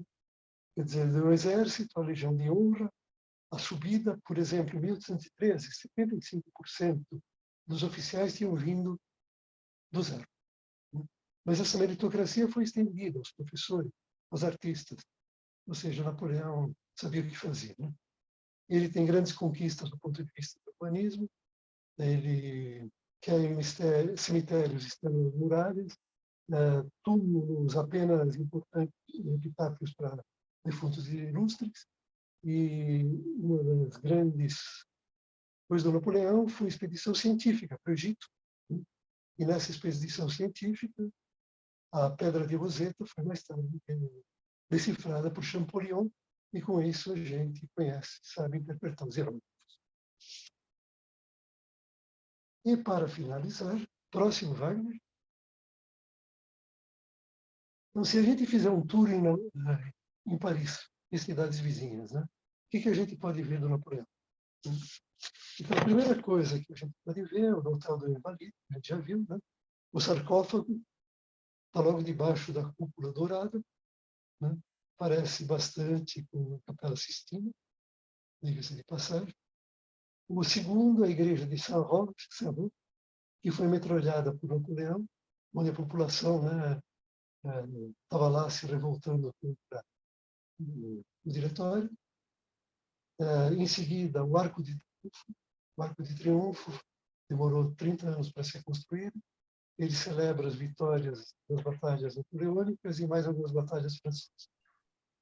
E existe o arcozinho do triunfo, né, que fica entre o Louvre e o Arco de Triunfo propriamente dito. Quer dizer, se você estiver no lugar certo, espiando, vamos dizer, pertinho do Louvre, você consegue ver o Arco do Triunfão através desse triunfo pequeno. Esse arquinho do triunfo foi também feito para celebrar a guerra e a paz. Então, existiriam 2 arcos de triunfo, mas só foi feito o arco da paz, né? É claro que a Grande Armée passava pelos arcos de triunfo depois das grandes vitórias. Bom, o seguinte é a Notre Dame. A Notre Dame representa a coração de Napoleão, com Josefina, né? Existe a Igreja da Madeleine, que foi um templo que foi construído, praticamente um templo romano construído por soldados, que hoje funciona como igreja. E hoje em dia também existem, na Igreja da Madeleine, comemorações e funerais, por exemplo, do Chopin, da Edith Piaf, da Coco Chanel e assim por diante. O seguinte é a Place Vendôme. Na Place Vendôme existe uma coluna encimada por uma estátua de Napoleão, e nessa coluna ela foi revestida com inscrições que contam as batalhas de Napoleão, e ela foi, enfim, o material que foi usado foi extraído dos canhões conquistados nessas batalhas. O que temos à direita é a Rua de Rivoli. A Rua de Rivoli foi uma rua que foi extremamente cara a Napoleão no projeto de urbanização. Foram construídos palácios num lugar que antigamente era um favelão. Finalmente, Montmaison. Montmaison foi a casa comprada por Napoleão Josefina em 1799, onde ela se retirou com uma boa aposentadoria e morreu em 1814. Daí nós temos Fontainebleau, em seguida, que é o teatro da abdicação do Napoleão em 1814, antes de ir para a Ilha de Elba. E aí foi conservado a única sala do trono do Napoleão. A gente tem diversos lugares no mundo onde a gente vê Napoleão dormiu aqui, mas a única sala do trono está em Fontainebleau. Tanto Montmaison como Fontainebleau são cidades mais ou menos próximas a Paris. Como é Versalhes, onde Napoleão não deu muita importância. De vez em quando ele se instalava lá com a Josefina no Grand Trianon. O Grand Trianon é entrando pelo palácio, olhando à direita. Finalmente, não poderia faltar o Louvre, né? Então, o Louvre é a cena do casamento do Napoleão com Maria Luísa, que é feito no Louvre, no Salão Quadrado. O Salão do Louvre foi adaptado para receber obras de arte. No começo, obras de arte que foram roubadas da Itália. E a esse respeito, tem um episódio, né, que não confirmei, mas dizem que é um lugar na fronteira da França com a Itália, e do lado francês está escrito: "Gli italiani sono tutti ladri". E do lado italiano está escrito: "Não, ma Napoleone reticências". Bom, gente, para encerrar, 1789 marca o início da Idade Contemporânea. E essa Idade Contemporânea vai até hoje. Nós temos 250 anos de Idade Contemporânea. Então, não houve nenhum outro fenômeno político, cultural ou social que, nesse meio tempo, teve as proporções da Revolução Francesa, né? E olha que passamos por 2 guerras mundiais, pela chegada para a Lua e um monte de coisas parecidas. Então, essa Revolução Francesa de 1889 é importante. E era importante porque o povo deixa de ser vaquinha de presente. Com Napoleão, o povo francês, que já tem algumas próprias ideias, ele adquire dignidade. Ele ganha o orgulho de defender a pátria e de morrer por ela. E aí existe toda a parte dos méritos, né? Que são dados para os grandes soldados e para os grandes intelectuais, né? E a chance do progresso, que no fundo, é o grande apelo dos Estados Unidos, pelo menos durante algum tempo. As palavras liberté, égalité, menos fraternité, né? Que foram trazidas pelas botas dos enfants de la patrie, se espalharam por toda a Europa e criaram grandes sementes para o nacionalismo, para o romantismo e causaram mudanças inevitáveis. É bem provável que essas mudanças tivessem acontecido mais cedo ou mais tarde, mas o fato é que com Napoleão a gente ganhou pelo menos 2 décadas. Ele foi um catalisador das mudanças. Então, por conta da Revolução Francesa, principalmente do Napoleão, vindo depois, deixando os franceses o orgulho de ser francês, e por conta dessa catálise das mudanças que ocorreriam em todas as Europas, a gente tem que tirar o chapéu para o Napoleão. Mas cabe sempre uma pergunta. Isso valeu, como diz o Monteiro Lobato, o sacrifício de 3 milhões de vidas? E talvez mais? Bom, gente, eu espero que vocês saiam dessa apresentação menos confusos do que eu. Muito obrigado. Muito bom, Carlos. Excelente. Excelente. Excelente apresentação. Parabéns. Muito bom. Muito bom. Parabéns. Grande. Parabéns. Grande. Carlos. Parabéns. Excelente, Carlos. Além de grande, completíssima. É, muito bom. Roberto, Parabéns. Roberto, você levantou a mão aí? Roberto. Levantei. Então vai. Eu queria fazer uma pergunta, quer dizer, não sei se tem exatamente a resposta, mas nas tuas pesquisas, você viu alguma coisa que Napoleão teria sido morto envenenado lá na ilha de Santa Helena? Boa, boa. Bom, eu vi alguma coisa no seguinte sentido. Primeiro, o Napoleão tentou se envenenar. Na hora que ele perde, na hora que as tropas entram na França, ele sofre aquelas primeiras derrotas em 1814, ele tenta se envenenar com um veneno que ele já tinha trazido para a Rússia. Só que esse veneno estava vencido, então ele não conseguiu se envenenar. Aí, respondendo a tua pergunta, não foi ensaiado não, hein? Em 1821, aparece essa hipótese realmente de Napoleão ter sido envenenado. Existe uma possibilidade muito grande de ter sido administrado arsênico e antimônio para Napoleão. E como eu disse, né, o que o Anton Mark escreveu não foi conclusivo e está cheio de contradições. Então, sim, existe essa hipótese. Arthur. Primeiro, Carlos, parabéns. Sua aula foi me deu totalmente a mesma impressão que a primeira. Foi brilhante, foi completa, foi excepcional. Eu queria fazer alguns comentários e eu queria ouvir tua opinião nesses comentários.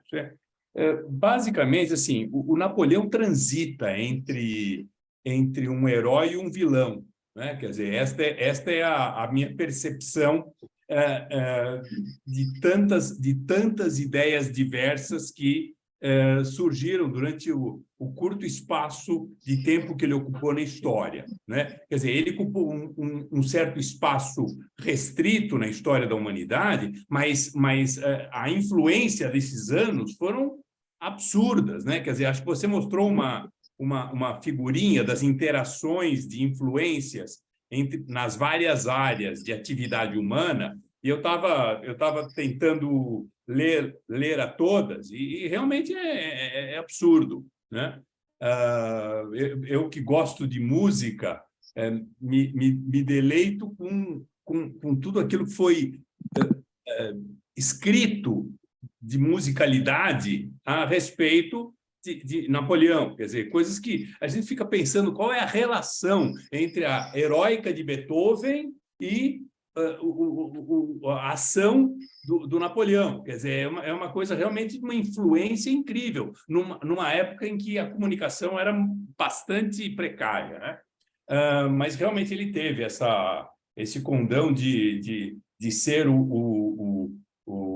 uma pessoa extremamente controversa, né?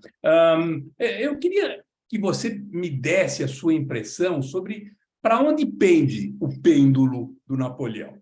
O que de fato ficou das guerras napoleônicas? E o que ficou como é que a gente interpreta num continente que só teve guerra? Quer dizer, foram 2 séculos de guerras ininterruptas, né? Com uma mortandade enorme. O que é que fica de legado? Tá. Eu vou responder muito pela beirada, né? Eu queria, desculpe, Carlo, será que você pode falar ou mais próximo do bocal? Por favor, aos 70 plus, a gente tem uma certa dificuldade. Imagina, eu 75 anos, né? Melhorou muito. Bom, eu vou responder pelas beiradas. Repara, por exemplo, o que acontece na América Espanhola e na América Portuguesa. O que acontece? No caso da América Portuguesa, a família real vai para o Brasil. E com isso daqui, o Brasil não se fragmenta. Ele fica monolítico. A família espanhola, ela, vamos dizer, expulsa a Espanha, volta, mas ela não vai para as colônias. E as colônias se fragmentam. Então, essa é uma consequência muito indireta do Napoleão. É uma ideia em cima do que você falou. Bom, do meu ponto de vista pessoal, eu tentei fugir o tempo todo de uma opinião pessoal, porque eu sei que o Napoleão é uma figura importante, né? E é uma figura para ser, no mínimo, admirada, pelo menos em determinados aspectos. Mas, como você disse, né, e como o Miró já disse antes, é melhor ter mau hálito do que não ter hálito nenhum.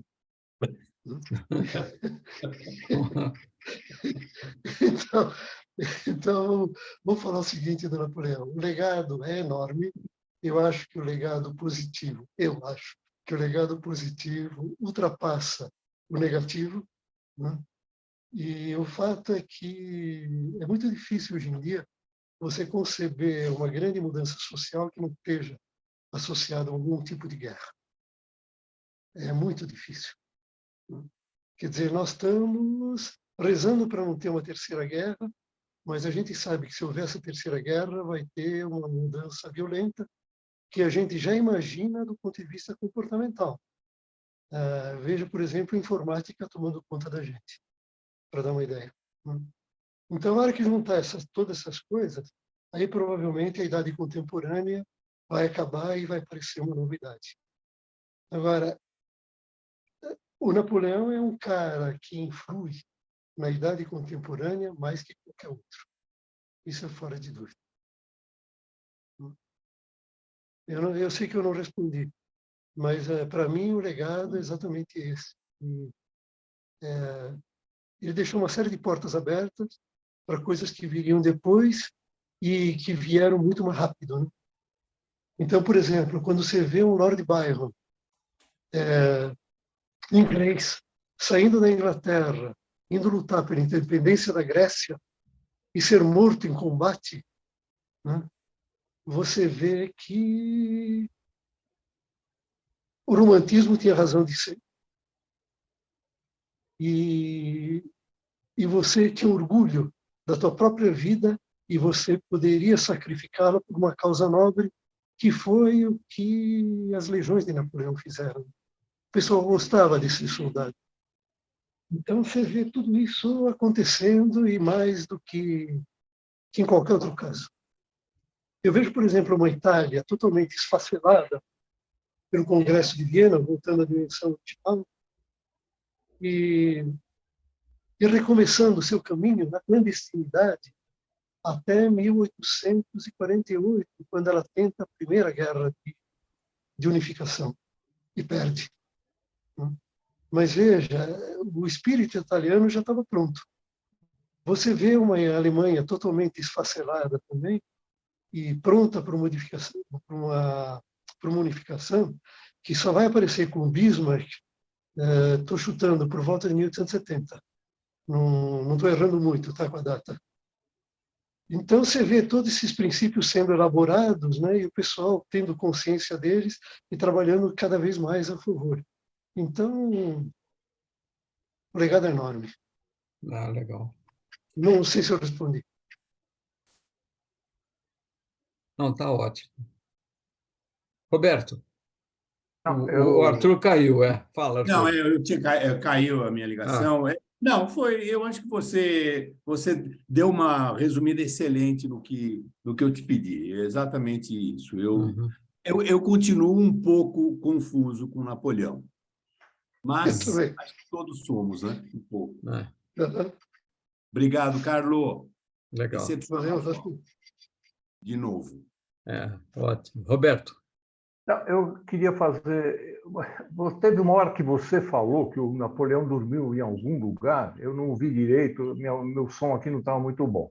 Mas eu quero lembrar que o Napoleão, ele passou, quando ele esteve no Egito, ele passou uma noite dormindo, ou não sei se dormiu ou não, mas ele passou uma noite dentro da câmara mortuária da pirâmide de Quéops. Essa é uma observação. Agora, eu queria fazer uma pergunta, porque eu achei interessante que teve tanta guerra ali na Europa, e a hora que acabou o Napoleão, todas as fronteiras viraram como estavam antes do Napoleão, ou seja, em 1792. Agora, eu estou tentando raciocinar e fazer um trabalho sobre o Vêneto, que é a região mais importante da Europa. Nesse caso,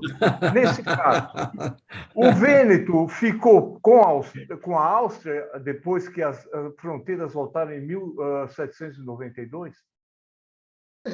Sim, e até mais do que isso, né? Que o resultado de uma das campanhas da Itália foi que o Vêneto foi entregue para a Áustria. Ou seja, a o Áustria Napoleão perdeu. Não, ele não perdeu, porque não era dele, né? Ele não conquistou, mas enfim, no acordo que foi feito com a Áustria, o Vêneto foi para a Áustria. E isso Tá bom. criou uma grande decepção do pessoal do Vêneto com o próprio Napoleão. Essa é a primeira coisa. Não, tá bom. Era o que eu queria Aí saber, que mais você Carlos. perguntou? Sim. Não. Depois das guerras napoleônicas, o Vêneto voltou, ficou com a Áustria. Ele só voltaria a ser unificado na Itália em 1866. Então a coisa Mas vai longe. desculpa, então, só prosseguindo só um pouquinho, é para me ajudar naquilo que eu estou tentando fazer. Quando, em 1866, houve a unificação, depois de uns tempos, teve uma votação para ver se o Vêneto ficaria independente ou se ele se uniria ao Reino da Itália, né? Uhum. Agora, nessa hora, foi uma cessão da Áustria para o Vêneto, ou seja, a Áustria liberou o Vêneto ou foi a França que liberou o Vêneto? Isso é muito interessante, porque a França foi muito parceira da Itália nas guerras de independência, nas guerras de unificação, perdão. Na verdade, o que aconteceu? Né? A diplomacia italiana foi muito hábil de mandar um exército para a Guerra da Crimeia, se não me falha a memória, em 1855, e com isso daqui ganhar a simpatia dos franceses, que aí prestigiaram a Itália nas guerras, tanto para a tomada da Lombardia como do Vêneto. E só não prestigiaram a Itália nas guerras contra as forças do Papa. Os franceses aí ficaram do lado do Papa, né? Então, o Vêneto foi uma compensação territorial dada pela Áustria em 1866 e esse plebiscito só ratificou. Né?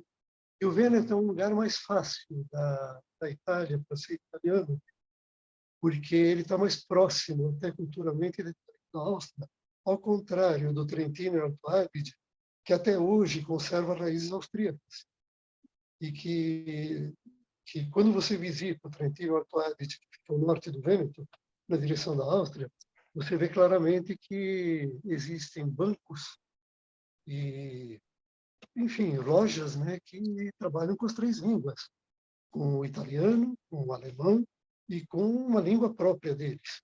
Então, esse pedaço está na Itália, mas não está muito, não. Ao contrário do Vêneto, que está totalmente italiano. O Napoleão chegou na guerra de 1796-97 a ter 2 batalhas importantes no Vêneto, que são Arcole e Rivoli. E aí, no Tratado de Paz com a Áustria, que foi firmado, porque Napoleão estava indo na direção de Viena, então, vamos dizer, diminuiu o impacto, né? Tratado de Campo Formio, se não me falha a memória, foi sacramentada que o Vêneto continuava com a Áustria.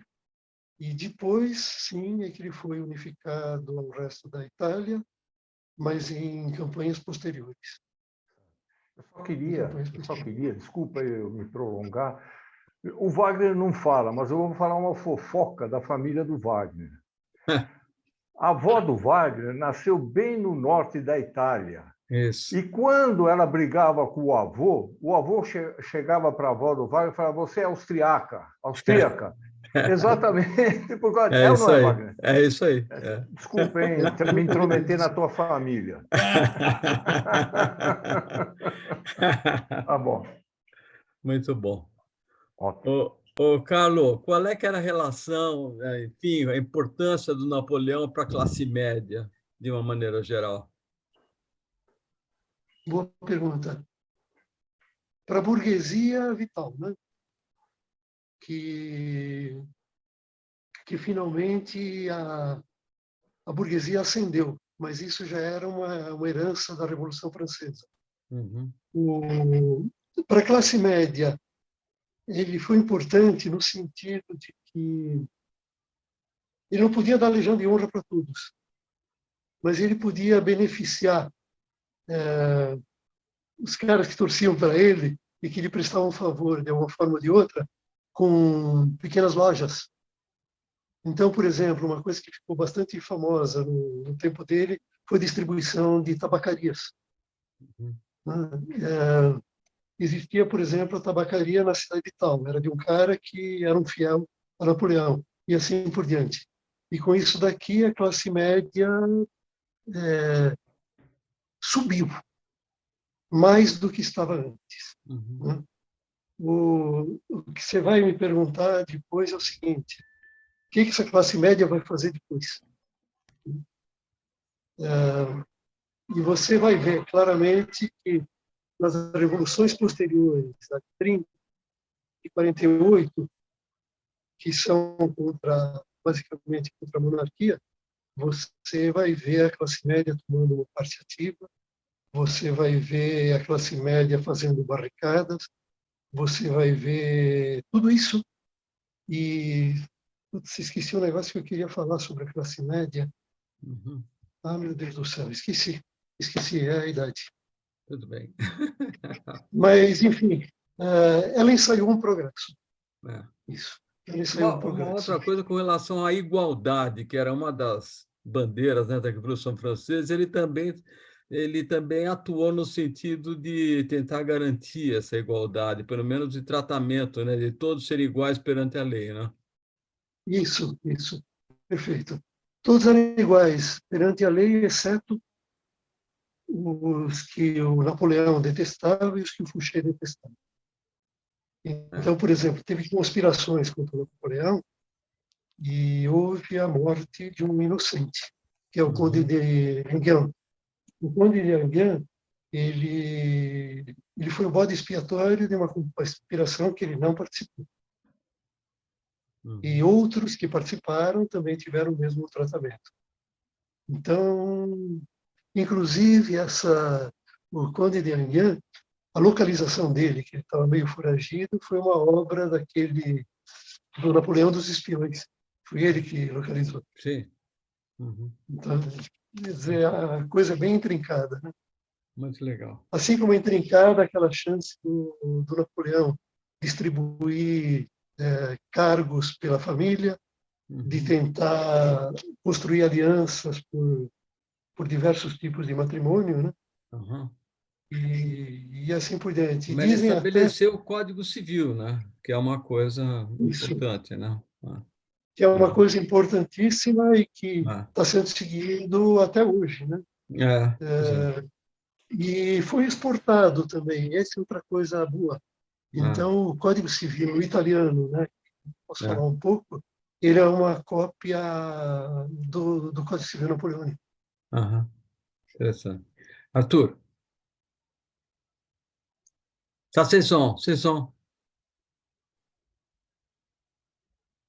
Lembrando também o que aconteceu nos 150 anos seguintes a Napoleão, assim, as guerras de limpeza étnica na Europa nunca foram tão prevalentes, né? Quer dizer, não só as lutas, como as revoluções internas de inúmeros países muito desenvolvidos. Quer dizer, a coisa degringolou no últimos 150 anos de uma maneira escabrosa, né? Quer dizer, ali Napoleão tentando erradicar o autoritarismo da monarquia e assim, só piorou. Depois disso, na verdade, só piorou. A monarquia não foi erradicada, nós começamos a ter guerras de limpeza étnica e aí estamos hoje, né, tentando juntar os cacos na União Europeia. Exato. Tem toda a razão. Não tenho o que comentar, não, você falou tudo. Muito bom. Bom, Carlos, tem mais alguma pergunta, pessoal? Acho que a gente chegou. Carlos, queria só agradecer, foi muito bom. Duas apresentações muito completas, foi muito legal. Então, queria até dar uma sugestão, se você não pode pensar, você sei que tem a história da matemática, que vem logo em seguida, né? Da tua... Não tão logo, Wagner. Não tão logo. Sim, não, mas vai ser a próxima, né? Mas se você pudesse Próxima pensar, linha, é isso. o Roberto vai trabalhar na história do Vêneto, mas se pudesse trabalhar na história da Itália e explicar o hino da Itália, seria muito legal. Eu até gostaria de fazer isso, mas acho que o Roberto também gostaria, então, enquanto... O Roberto ele vai fazer a história do Vêneto. Não, eu vou pegar a parte mais importante da Itália. O resto eu deixo para os outros. Quantas aulas serão precisas para o Roberto? O Roberto é uma só. O Roberto é uma só, ele sintetiza em uma. Mas não vai caber. Não vai caber numa aula só a história, a importância do Vêneto. Pelo jeito. Verdade, é verdade. Não, mas eu vou procurar ser bem sintético. Sabe, inclusive, só dando mais também. Imparcial também, Roberto? Como é que é? Sintético e imparcial. Sintético e imparcial. Isso. Não, mas eu tenho uma certa dificuldade para sintetizar uma história do Vêneto. Eu até estava comentando com o Wagner um dia desse. Acontece que a Itália, de uma maneira geral, e em particular o Vêneto, ele passou um período muito grande com cidades e estados. Não tinha uma coisa unificada. Então, o Vêneto ele se caracterizava muito pela língua. Então, era uma região que tinha uma língua basicamente comum. Mas cada cidade ela tinha o seu governo. Só na época em que Veneza cresceu bastante e ela dominou a região do Vêneto, a gente pode dizer de uma história do Vêneto como um todo. O resto é meio complicado de falar. Mas mesmo assim, eu vou tentar falar e, evidentemente, eu vou dar ênfase maior à cidade mais importante do Vêneto, que é Pádua. Tá bom? Vou fazer isso. Vou procurar fazer isso. Tá bom. Agora, quanto à Itália, sem dúvida nenhuma, o Carlo domina isso daí. Inclusive, ele leu, eu vou fazer uma confidência, ele leu todos os livros do maior historiador italiano da quase da atualidade, já faleceu, chamado Indro Montanelli. O Indro Montanelli começou desde contar a história de Roma, de 753 a.C., até a Itália do fascismo. E a escolha? Então, o Carlos conhece realmente tudo da Itália. Eu vou deixar essa tarefa para ele. Eu vou E só... a escolha do idioma italiano também, como é que aconteceu, né? Ah, não, mas essa o Carlos vai contar, cara. Eu vou falar do idioma vêneto. Eu não quero invadir a seara dos outros, cara. Eu só queria comentar que o Indro Montanelli começa até pelos gregos, né? Antes dos romanos. Exatamente. Então, Mas o primeiro... Inclusive, a história dos gregos, para mim, é obra-prima. De que região você é, Carlos? Eu sou do Piemonte, eu sou de Turim. Eu sou refúgio da Fiat. Não, sem dúvida nenhuma. Meu avô era da Lombardia, Cremona. Opa! O meu era meu nono, Olha, né? O meu nono também era lá era da região lá de Módena. Isso é eu sei, Emília. O outro avô italiano era de abaixo de Nápoles. Bom, ninguém é perfeito. Basilicata. Ninguém é perfeito, né? Uma cidadezinha pequena chamada Sapri.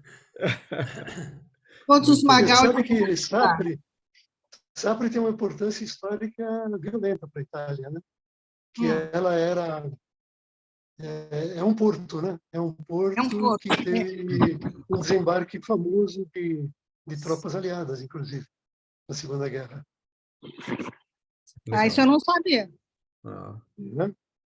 Está vendo como o Carlos tem tudo para falar a história da Itália? Eu estou falando porque eu conheço. Uhum. Então, os Magaldi todos são daquela região ali. Legal. Muito bom. Legal, Eu tenho alguma dificuldade. Ah. Eu tenho alguma dificuldade de falar da Itália como um todo, porque minha mãe me ameaçou desde pequeno que se eu gostasse do sul da Itália, eu seria deserdado. Então, na Itália existe uma distinção muito nítida entre o norte e o sul. Verdade. Como, cara? E essa República Padana, né, que está no prelo faz tempo, é exatamente uma tentativa, para o meu gosto, estúpida, de desvincular as duas. Eu tinha um Mas, tio enfim. que era da região de Nápoles, ele era visto assim meio de lado. Muito E se bom, você gente. for ver aqui em São Paulo hoje em dia, os italianos do sul são os italianos típicos, os italianos alegres, os italianos, sei lá, mais expansivos, né? Ao passo que o do norte são mais sisudos, são mais, né? É verdade. Para não usar outra palavra, mais frescos até. Bom, o Muito Roberto bom. Murolo é de Nápoles, né? O Murolo. Ah, sim, mas já é falecido, né? Sim, Roberto Murolo foi um grande músico. Ele era um cantor, né? Um cantor e compositor extraordinário. Há Roberto controvérsias. Murolo, você falou? Há controvérsias. Roberto Murolo. Era um cantor, Carlos. Bom, Isso eu não conheci. Os napolitanos gostavam dele, o pessoal do norte ficava meio com o pé atrás, preferia o O Verdi. pessoal do norte é muito nariz em pé, vamos muito dizer. fresco, muito fresco. Tuta, Tá bom. sabe qual é a grande diferença? Os caras do norte são os compositores das músicas que os do sul cantam. Quem são os compositores? Não ouvi. São os compositores... São os compositores das músicas que os do sul cantam. Não. Então, se você pega, por exemplo, só vou te dar alguns exemplos, né? Rossini é do Miuro, Pesaro, né? Aí existe Verdi, que é da Emília-Romanha, norte, existe Donizetti, que é de Bergamo, Lombardia, existe Puccini, que é toscano, quer dizer, mais norte que sul, e no sul a figura mágica, a grande figura é o Bellini, né? O Bellini, ele é siciliano. Tanto que hoje, né, você come penne alla norma, e norma é a ópera plus do Bellini, né? Um prato siciliano. Legal. Mas eu diria que os compositores, os maiores, bom, eu acho que aí eu estou roubando alguma coisa do Reginaldo, né? Estou no norte da Itália. Ok, pessoal. Muito Valeu. bom. Valeu, Carlos, fantástico. parabéns de novo. Obrigada, Foi Carlos. excepcional sua aula. Maravilha.